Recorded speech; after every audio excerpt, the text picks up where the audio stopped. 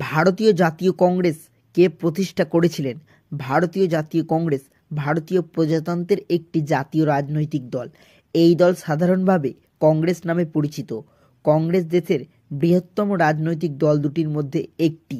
এটি একটি ভারতের অন্যতম প্রাচীন রাজনৈতিক সংগঠন।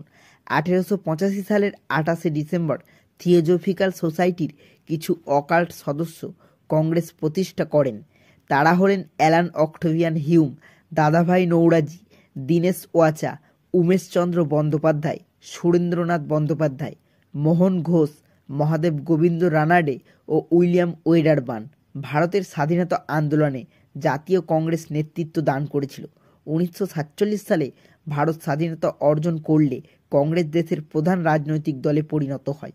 সেই থেকে মূলত নেহরু গান্ধী পরিবারই কংগ্রেসকে নেতৃত্ব দান করতে থাকে।